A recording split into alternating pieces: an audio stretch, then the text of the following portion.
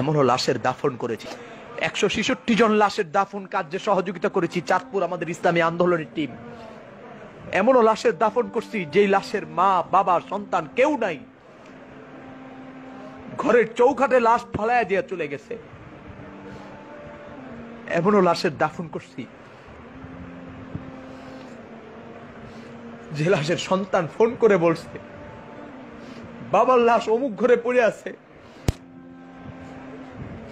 এসে ব্যবস্থা করে দিয়ে যান।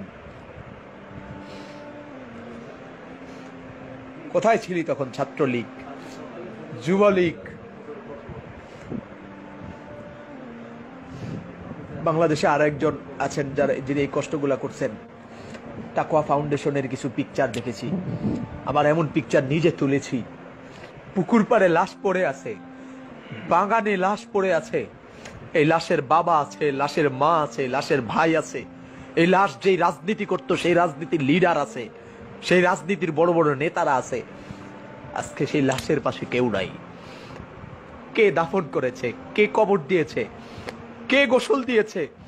এমনও লাশের গোসল এই 2 হাত দিয়ে দিয়েছি। গোসল দেওয়ার সময় তার গায়ে 108 ডিগ্রি জ্বর ছিল, 108 ডিগ্রি জ্বর ছিল গোসল দেওয়ার সময়।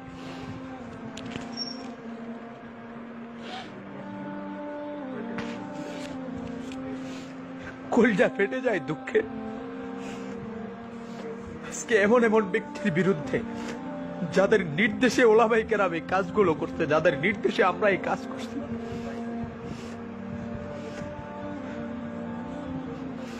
তোমাদের নেতারা আজকে যারা ভাস্কর্যের পক্ষে কথা বলতে গিয়া আল্লামা ফয়জুল করিম আর মামুনুল হক আর বাবুনগরীকে গালি দাও, গ্লাস করা চতুর্মুখী গ্লাস করা রুমের মধ্যে এসি রুমে বসে কোনো কথা বলার প্রয়োজন হইলে কম্পিউটারের মাধ্যমে, মোবাইলের মাধ্যমে ভিডিওতে কথা বলছে, সামনে আসে নাই।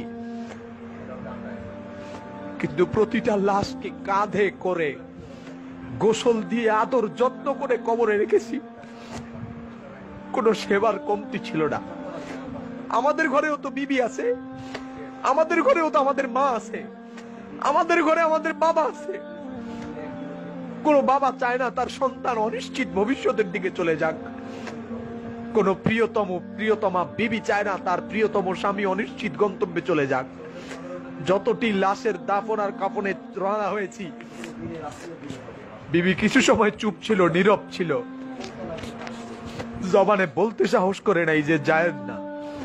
কারণ সে জানে সে এমন এক স্বামীর ঘরে এসেছে যে স্বামী ইসলাম মানবতার ব্যাপারে কোনো ছাড় দেয় না, মানবতার প্রয়োজনে এগিয়ে যায়, ইসলামের প্রয়োজনে এগিয়ে যায়, দেশের প্রয়োজনে এগিয়ে যায়। আরে আমাদের বিবিদের তো আমাদের উপর মহব্বত আছে, আমাদের সন্তানও তো আছে, সন্তানের উপরও তো আমাদের মহব্বত আছে।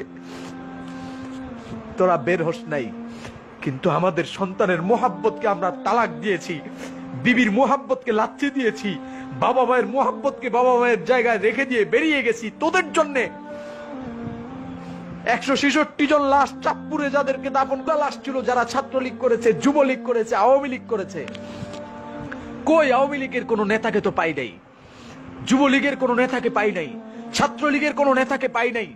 এতগুলো কষ্ট বুকে চাপা দিয়ে রেখেছি, নিজের জীবনকে বিপন্ন করে করোনার লাশ দাফনে এগিয়ে গিয়েছি, কাঁধে বহন করেছি, হাতে বহন করেছি, নিজ হাতে ডলে ডলে গোসল দিয়েছি।